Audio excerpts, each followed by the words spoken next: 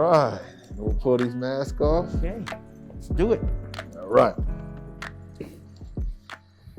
All right. It is great to see you. And before we get too deep into it, the first question I want to ask, how is the family? I know you have a beautiful wife and kids. I've had a chance to meet them, but I want to see how your family's doing. Everybody's well. Harsh, thank you for asking. Yeah, my wife, who is just the foundation of all that we're doing at home with the online learning, is great.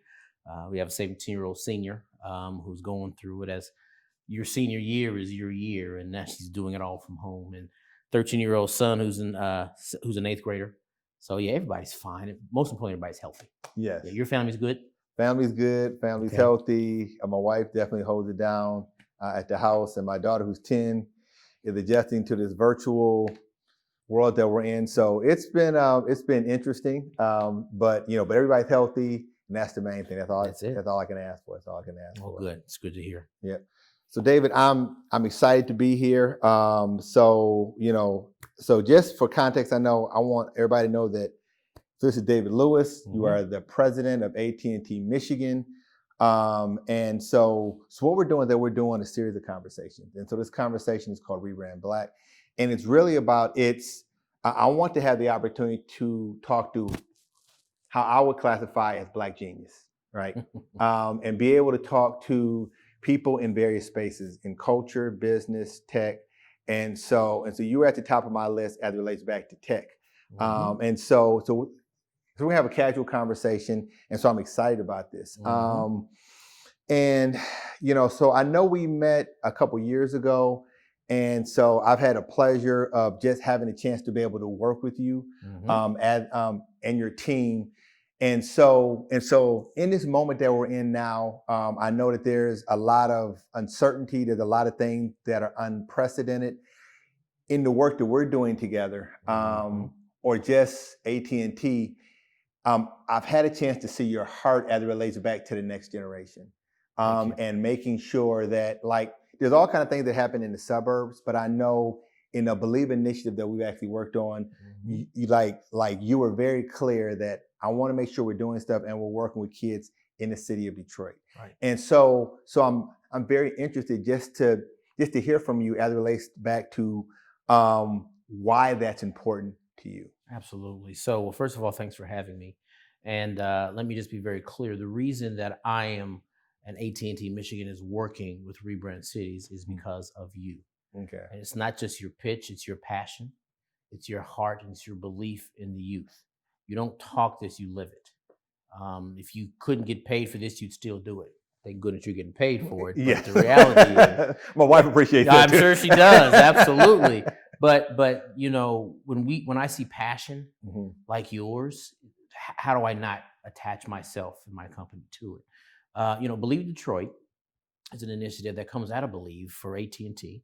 AT&T Believes that focuses on the community specifically. We identify major cities such as Detroit and Grand Rapids, and we focus on sitting back first and foremost. A colleague of mine said something in a meeting last week, and she said, we humble ourselves when we come to any type of opportunity because we don't operate in a vacuum. I don't come to you and say, here's what we have to offer. Here's what I want to do. No. What do you have to offer? What are you all doing and how can we help? So that's what Believe's all about. How can we help? Listening first, then engaging. So I always say here in Michigan with our employee base that for us, it's about using our time, our talent, and our treasures and investing in areas where we live, work, and raise our families. Yeah, and I love what you're talking about. So I even remember the first time I sat down with you and we had lunch and we had a chance to talk. There was a lot of commonality. I came from a single parent home, right. And so just kind of hearing your story. So can we get a little background about kind of how did you get to this space? I don't see enough Black executives in the C-suite. And so how did you get from Gary, Indiana to where you are today? Because I know that no man or woman is an island. Correct. So wife's from Gary, I'm from Indianapolis, but okay. That's all right. We're all in one, my friend. Okay. No, growing up in a single parent household, I learned I had to grow up early. Right? Okay. I grew up at a young age, not because life was rough, even though I grew up in somewhat of a rough area. My mother worked 2.5 jobs to provide. right? She made sure that I went to school, and when I graduated from college, I was debt free. Mm-hmm. So I saw hard work, I saw perseverance, I saw not making an excuse for what life's dealing with you firsthand. When I saw her get up in the morning and make sure I got to school, go to work, and then after school, pick me up, take me home, and go back to her second job where she was in music. So she did a lot of musical productions. So I got to see hard work firsthand. So I said at an early age, I said, I'm going to make sure that I will not be a hindrance, right? I'm here for a reason. I got to do something about it. So my work ethic is based on doing it to the best of my ability. I don't really work to impress people. I don't really work to put my name or what have you out there. I just work hard because life tomorrow's not promised. So for me, I'm going to work harder than anyone that's around me. I may not be the smartest one in the room, but I'm going to be the hardest worker. So because at the end of the day, if I'm given a task, why not execute it to its fullest ability? I've seen friends and colleagues not take that route and fall by the wayside. And the higher up you get, the lonelier it gets, right? If you take the path untraveled, then it's going to be difficult. And I said to you, like I said before, we have to do like Booker T. Washington said, we have to do common things in uncommon ways.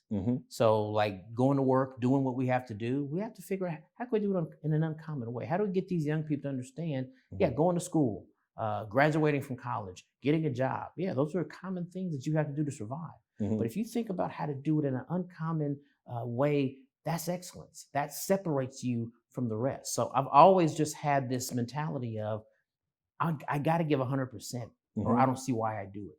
So that's kind of what's motivated me, not to impress anyone. And now that I have a family, it's obviously different too, right? I got to provide.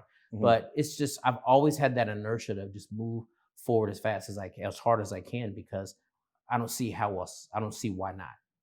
Yeah, and even in listening to what you're saying, I'm thinking back. So over the last 2 years, we've had a chance to work together on the Believe Detroit initiative and work with 225 students in the city of Detroit, having them build websites, and we've had some amazing experiences. And then this year happened, and so I'm working with your team, and your team is like, Dave has been very clear that, like, look, we know that we can't get people together in a physical room, but he still wants to have an impact. And so even the work that we're doing this year on the Believe Detroit and Believe Grand Rapids, working with you guys, so we came together and said, look, let's work on this Dream Big initiative and have students build content and come up with creative ideas on how they want to change the world.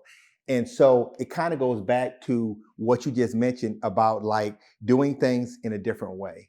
And so I want to thank you for just your leadership in terms of saying, okay, all right, I know stuff has changed, let's pivot. And there's a quote you use that I use all the time, and I need to start giving you credit for it, but it's it's talking about building the idea or building the aircraft in the air. You know what I'm saying? And I might be saying it wrong, but I say that, and it really helps me to think about, like, there might not be a roadmap. So even in the work that we've done or the work that you're doing, what would you say to people in terms of, like, if there's no roadmap to what they're trying to do? Absolutely. Yeah. So I can't take credit for originating it, but it is something that's been said. Sometimes you got to build a plane in midair, right? In other words, right, there's no launching pad per se. But you've got to be able to, wherever you are, get it done. Look, what you're doing, Haj, what you've done for years before we even connected, was laying the framework and the foundation for where we are right now. Pivoting from an actual to a virtual environment, I knew was not going to be hard for you. Lori Doty, one of my managers, Robert Jones and Greg Clark, my director, they said, what do we do? I said, figure it out. Sit down with Haj and figure it out. I don't want to be a part of the meetings. I know you can figure it out. You know what I want and what we need as far as making sure that you guys are the flagship of Believe. Believe Detroit was one of the most aggressive and, in my opinion, impactful Believe initiative in all of the AT&T's footprint.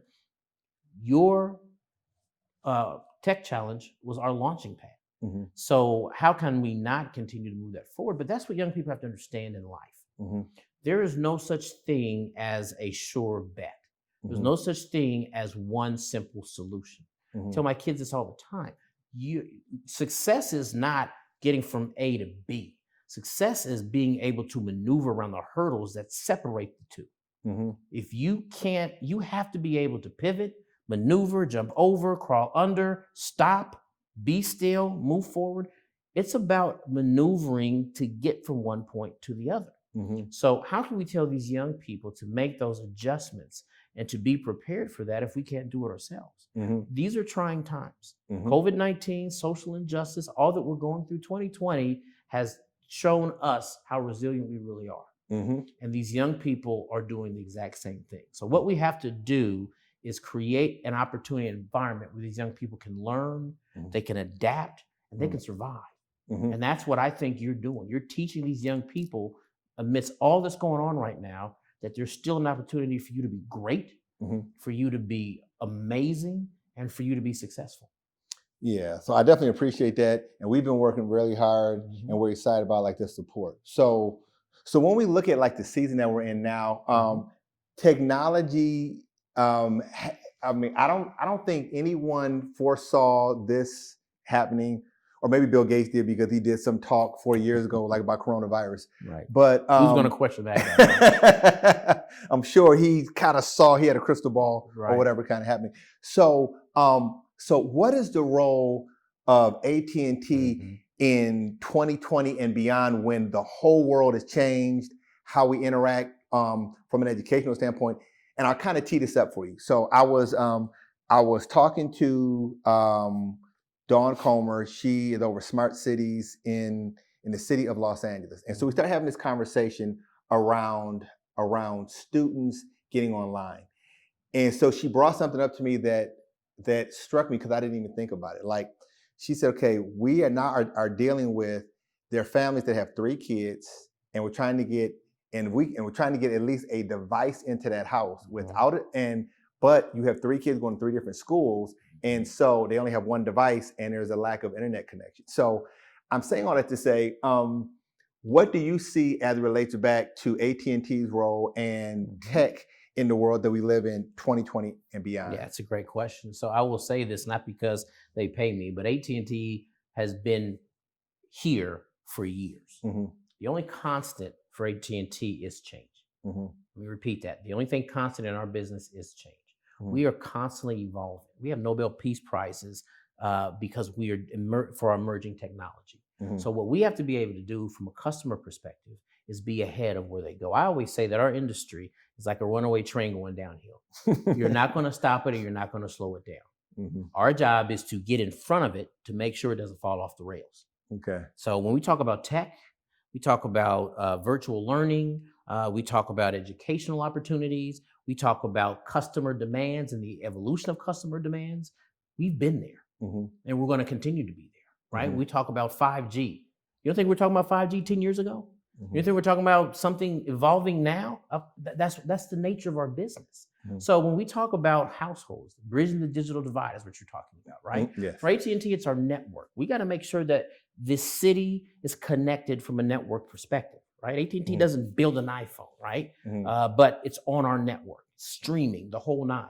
We are working toward that, right? We have opportunities like low-cost broadband, where people can afford internet connectivity. The up and down low speeds are where they need to be for kids for your example that need that for online learning. Yeah, I get it. There's 1 phone per 4 kids, and they're trying to deal with that. I understand that, and hopefully there's opportunity for them as far as new devices. Other companies are working toward that, but we are working through our macro sites, through our broadband, our fiber, our small cell technology of making sure that connectivity is everywhere, and we continue to work toward that. So again, the demands on our network continue to expand exponentially, right? The growth, the demand, the need for it. So we have been for years continuously working, staying engaged with the Duggan administration, with the Whitmer administration. We're staying engaged with elected officials, appointed officials. We're staying in connection with other companies and other businesses to make sure that not only we're meeting their need today, but that we're working on what they're needing tomorrow. So that's why when we've pivoted from in class to online, I mean, people thought it was going to crash and burn because everyone's now at home dependent upon this type of technology. Well, guess what? Mhm. It didn't happen. You Mhm. know why? We've been preparing not for COVID. Mhm. We've been preparing for learning in any environment. And Mhm. that's why we've been successful. And that's why we will continue to, because the only thing constant in our business is change. And we will always be prepared for the next challenge in society. So what I love about that too also is that, so I know some people might say, is AT&T only a tech company? Mhm. And so, but I know just based on our conversations Mhm. that it's not just tech. Can you give some color around how you guys are expanding into entertainment and other Absolutely. aspects? Absolutely. So that's an excellent question. Mhm. Because before we were a tech company, we were just Ma Pa Bell, right? Before you and I were even a thought to our parents, right? Uh-huh. The AT&T was already in existence. Ameritech, SBC, the divestiture, the whole nine.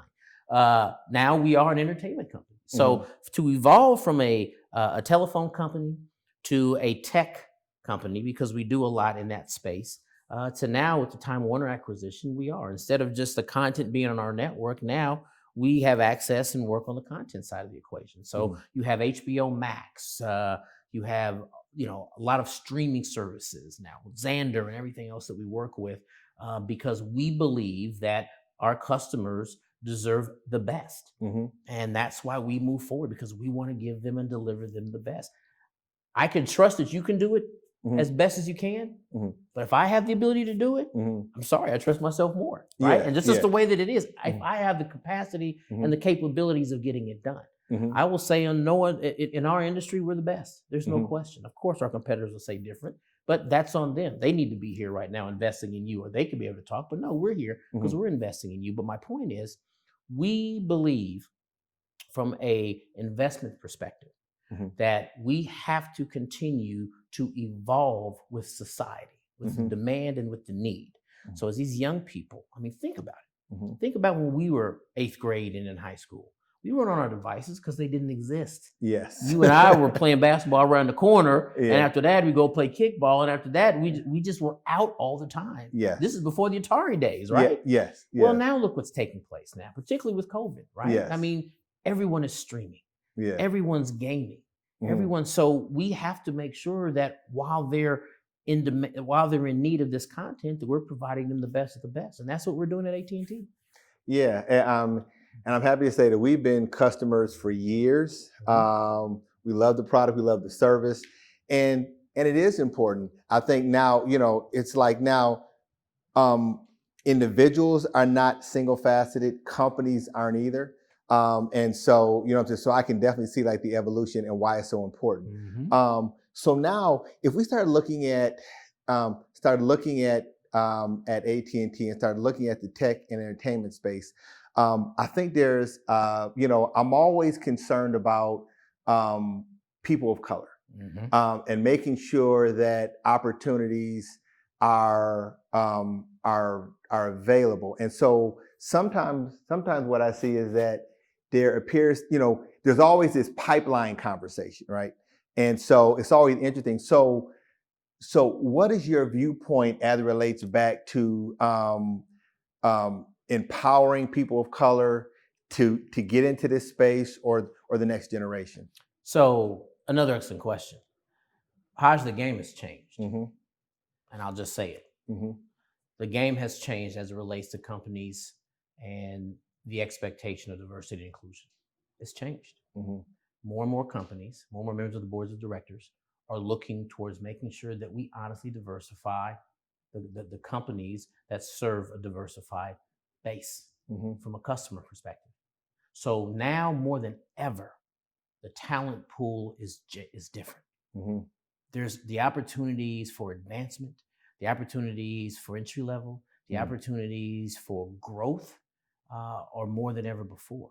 Now, you and I both have talked about this before, the unfortunate murder of George Floyd. Mm-hmm. I mean, we go back to Medgar Evers. I mean, look, I was extremely severely impacted by what took place only because I've seen it before. Mm-hmm. And unfortunately, I think we'll see it again. And I want to applaud my company for having a lot of embedding in regards to getting our people to talk about what's taking place. Mm-hmm. But what we've also done is we've exposed ourselves to say, okay, here's our leadership model. how do we fix it? Mm-hmm. Let's get let's move around. Let's diversify our leadership model. Right? I'm president of AT&T Michigan, who happens to be Black, but I am a person of color in this position. Now, the bane of me staying here is what I produce and what I get done. But as a person of color, I can say I work in an environment where diversity and inclusion is taken very, very seriously.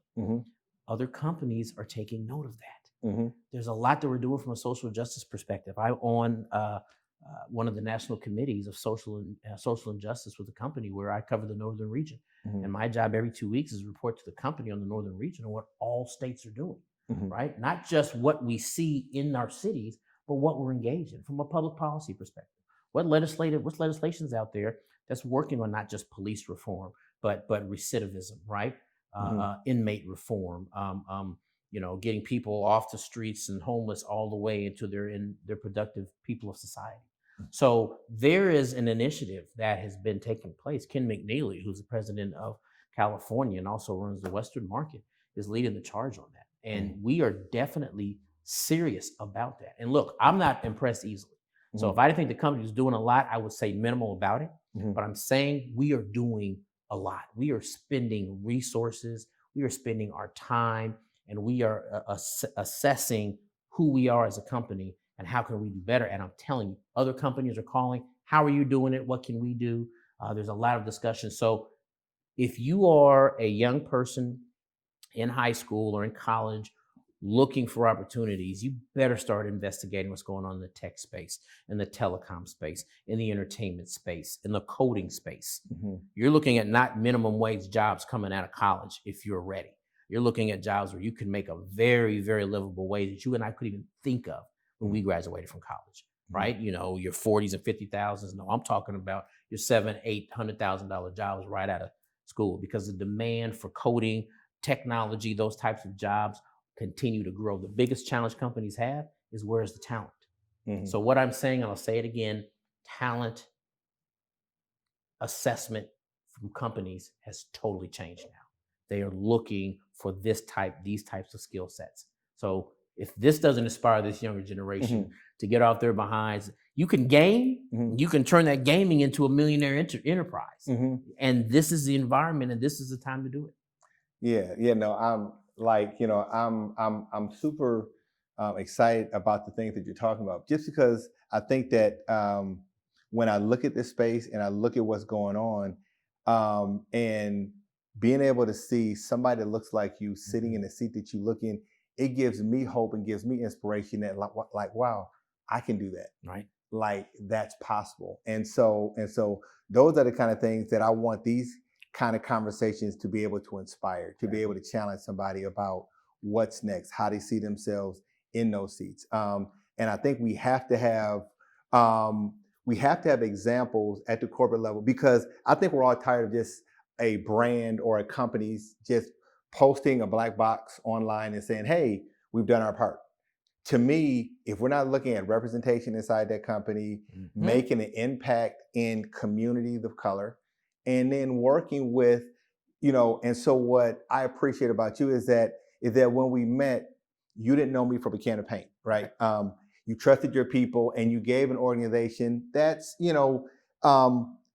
and we're an emerging organization, but you could have found, organizations that were bigger and said, hey, that were safer to invest in. Part of what happens in our community is that the people who write the checks, when they have to report back to somebody, it's easier for them to report back about somebody that looks like who they look like, and if it doesn't work, it's fine. Or they feel it needs to look like this. They didn't look like this guy, or I'm not interested. No, that's not it at all.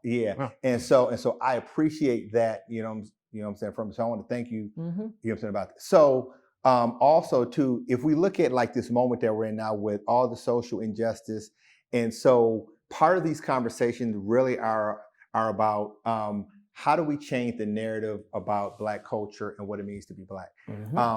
I think me and you can both agree, we recognize that our lives matter. So when I start hearing certain statements like, I already know my life matters. And I think we have to get beyond just is a life, like the life matters for sure, But in this moment where we have everybody's attention, everybody's at home, Right. what really can we really get accomplished and what's next? And so I'd be interested in your thought in terms of we have everybody's attention in this moment. What can we do to make sure that we don't lose the momentum or what's taking place now? This is excellent question. So we have to do several things, right? So first and foremost, we have to know where we came from. Mm-hmm. So let me first call us out Mm-hmm. before we start talking about other societies and Mm-hmm. generations. Okay. Don't talk to me about woe was me if you don't know your history. Mm-hmm. If you don't know about Mary McLeod Bethune, Sojourner Truth. If you don't know about Carter G. Woodson. If you don't know about Booker T. Washington. If you don't know that W.E. Du Bois is William Edward Burghardt Du Bois. If you don't know about Dr. King, we all read about Dr. King because there's a day named after him. Mm-hmm. Who inspired Dr. King? Rosa Parks, mm-hmm. right? Let's talk about those. Shirley Chisholm, right? Mm-hmm. Let's talk about those whose shoulders we stand on, mm-hmm. right? I can't have a conversation with somebody about Black Lives Matter if the people I'm talking about don't understand the lives that were sacrificed to get us to where we are. Mm-hmm. So let me speak to us first and say, let's do a better job of knowing where we came from, mm-hmm. so we can appreciate the work that's been done and understand that that's a legacy that we're a part of, and we now have a responsibility and obligation to do something about it. Mm-hmm. I'm blessed to be president of AT&T Michigan as a Black man, but it's my obligation to do something with it. Mm-hmm. If I stand behind my desk and just bark orders out, I'm not doing anyone anything. And the reason I do more is because I know where I came from. Mm-hmm. Not just my mother, but those who came before us. So let's do better ourselves. Mm-hmm. Now, with that being said, there has to be an acknowledgement, understanding that we are not equal or perceived equal, mm-hmm. right? There is a privilege issue that needs to be addressed. Mm-hmm. And I'm not saying that there's a privilege issue where other people feel that are better than us as much as the perception. Mm-hmm. So there needs to be more of when there is an egregious act such as George Floyd. I don't want to name 3 or 4 of them because I got to name all of them, but I'll just mm-hmm. say George Floyd because that's where the conversation took a different mm-hmm. turn, right? Yes. But let's do more than call people of other races and say, I'm sorry to hear what's happened. All right, let's talk about, well, what are we going to do? Mm-hmm. Right? Let's have working groups like we've had at the company where people are having discussions about it. But let's have it with not just having a Black in the room. Mm-hmm. If there was going to be true systemic change, it's got to be people of like races and like minds talking to each other. Mm-hmm. That's why I started off by saying, let me talk to us first. Mm-hmm. All right, I'm a Black man, so let me talk to Black people about what we got to do better. Mm-hmm. If I was white, then I'm going to talk to white people and tell them how we need to do better. If I'm Asian, let's talk to my Asian brother and sister. How do we do better? Italian, Chaldean, LGBTQ. Mm-hmm. Let's call ourselves out and mm-hmm. say, what are we doing to make it better for everyone? Well, all lives matter. Yeah, that's true. But right now, based on what's taking place, what you're seeing out there, Black lives matter, mm-hmm. right? I mean, we're not saying one's better than the other, but right now there's disproportionate acts being taken against our people. Mm-hmm. So I have to be able to talk to the leaders, to the Benny Napoleons, to the Reverend Anthonys, to the N. Charles Andersons. Mm-hmm. I've got to be able to talk to the NAACP, the Urban League. I got to talk to the Boys and Girls Club, Big Brothers, Big Sisters. I got to talk to Garland Gilchrist. I got to talk to President Jones. I got to talk to members of the Black Caucus, right? I've got to talk to Senator Bullock. I got to talk to people who are engaged, and I got to have the conversation. What can we do mm-hmm. for us? Mm-hmm. So then we can sit down to others and say, here's what we need. I grew up single parent household, right? Mm-hmm. So I've never been I don't like victim mentalities because I could have been a victim, but I chose not to be. Mm-hmm. So I don't do well with woe is me. I do better with, man, I just got knocked on my butt. All right, let me pick you up. Now let's get to work. So let's address our own issues, and then let's come together and talk to others about how we can, from a networking teamwork perspective, work to help each other. But I will say this, and I know this is a long answer, but that was a great question. Yeah. We have to understand that there needs to be more addressing of justice in this country, mm-hmm. and that this country is not equal. Mm-hmm. People are not equal. All yes. right? No matter who's president, there are still issues that need to be addressed from the federal, state, and local level. And we have to have uncomfortable conversations as a Democrat, as a Republican, as an independent, as a Green Party, we have got to have uncomfortable discussions about how we can truly make systemic change. And today we're talking about it for Black folk. And then we can start talking about others. So if we're not calling ourselves out and then addressing and calling others out, then all we're going to do is the same thing over and over again. And I love that. I love the fact of being accountable. So, so as we start to bring this to a close, I want to circle back. So I know that we were on a call last week, and so we kicked off our Dream Big initiative. We had a chance to work with students from Grand Rapids, work with students from Detroit.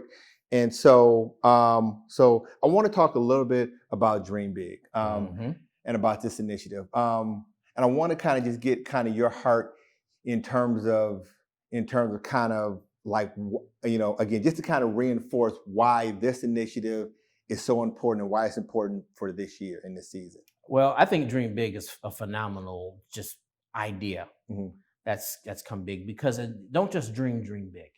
Right? Black excellence, Black genius, right? For us to be able to call someone that, they've got to believe it. There's a young lady that was on that panel. And what did she say? She said that she was the best. I can't remember what she said, but when she identified herself, she identified herself as the best in so many words. I don't want to quote her incorrectly, but the swag she had about who she is, that's what we have to do. That's not arrogance. That's not her embellishing on who she is. That's her looking power in the eye and saying, I'm the best because of how hard I worked to get here. So if you don't dream big, then what are you doing? If you don't believe that you can create something that nobody else has created, if you don't believe that you can be excellent, then you're around the wrong people. You're in the wrong environment. There is no such thing as a bad community, Haj. There's no such thing as a bad neighborhood. There's no such thing as a bad family. There are toxins within those structures that give them a bad name. Yes. It's people. Yes. I grew up in a pretty bad neighborhood, but there's a lot of brilliant people that came out of that neighborhood. So don't call my neighborhood a bad neighborhood. Let's just call out the people who bring it down. But let's not talk about my neighborhood. So we have to understand that we can't take our current environment and say, this is my reality. This is why I can't dream big. Oh, no. If it's at a gas station, a parking lot, if it's at a library, you can sit down, find your piece somewhere, and start thinking about being excellent. That's why dream big. It's not where you're doing, it's doing it in general. That's what I love about what you're doing. You're empowering these people to dream big and to aspire to be excellent.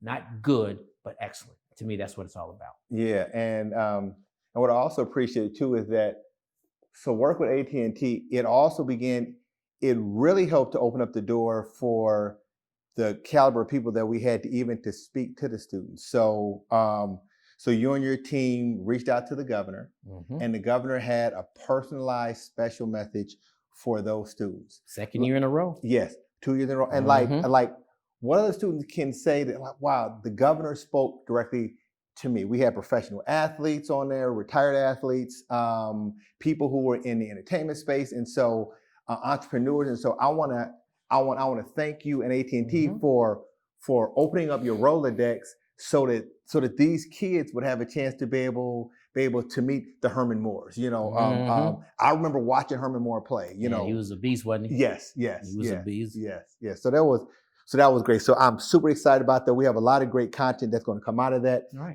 We have students who are creating videos and stuff like that. And we're working with AT&T technology to be able to get kids to be able to create stuff on phones and things like that. So I'm super, super excited about that. I'm excited about that. So if somebody wanted to connect to you or to connect to AT&T or Initiative, where should we point them to? Yeah, so just look on our website, AT&T.com, and then once you get there, you're going to have just a plethora of everything, right? Okay. From jobs to what we're doing in the tech space, to what we're doing in the community with AT&T Believes and our Aspire Foundation. What we're doing from an innovative perspective, product set, low cost broadband offerings, the whole nine. So look on there. And you know how to get in contact with me. My director, I call my Southeast Michigan muscle, right? So you've got Greg Clark as my director, and you've got Robert Jones and Lori Doty in the Detroit area. You got Ruth Goddard in the Grand Rapids, Western Michigan area. You've got Yvette Collins in the Lansing area. You've got my legislative team that takes care of rural Michigan. So we're easy to reach. Okay. But at the end of the day, just talk to us. What's Okay. out there? What ideas do you have? We'll try to direct you in the right place. But let me thank Governor Whitmer, who, as you've all read in the paper, has been through a lot these last couple months. Yes, she has. But still makes the time because she believes in the youth. And another one that he's just one of my favorite people is Lieutenant Governor Garland Gilchrist. Yes. He's a future star. Yes. And he's someone that you should get in contact with and in touch with. I see him as being not a future, but a current star, not just in Detroit and Michigan, but throughout. And that's someone that I'm attaching my wagon to help him out any way that I can. And I think that we need to identify those who are on their way, because I live by this, and I'll shut up. Reaching back while moving forward. As I'm blessed to ascend to a next level, I'm always doing one of two things. I'm reaching up to the person a level above me to make sure that I'm connected, and I'm reaching back to the person below me, so that every time I'm up, somebody else is right behind me. If we just look one direction and we don't look back, shame on us. Because here's what's going to happen. In any event that I slip and fall, that person I brought up is going to catch me. But if I keep going up and I don't look back and I fall, it's going to be a long, hard ride down. So we got to reach back while moving forward. And if we all think about it that way, that's how we uplift ourselves. Gotcha, David. I mean, this has been an amazing conversation. I appreciate you carving out some time. And again, like, our goal here is to be able to take these conversations with, I consider you a genius who just happens to be Black, right? Appreciate that. And you're doing amazing work, but you're creating opportunities for people like me, people who work for you in the city. And so I want to thank you, because I don't think we give people their flowers while they're here. And so what happens is that we wait until people are gone, and then we say, yeah, they did all kind of great stuff. But I think we need to celebrate Black excellence while we're in the presence of it. That's a great point. And be able to let people know, like, it's great about what LeBron is doing, but there are other people who are outside of that space who are doing things like, like your career path, the life cycle is a lot longer than the athlete. And so I think celebrating those stories, to me, I think is critically important. Yeah. Well, thank you for what you do. Keep that passion. We need you. We need you. If we could duplicate you in every city, which you're doing anyway, going every city with the Rebrand cities, that's great. But keep that fire going. And that's all I want to do, is just keep your fire going, because we need you in all of these communities to uplift these people. So thank you for what you do. All right. Thank you very much, man. Appreciate it. All right, man. Cool.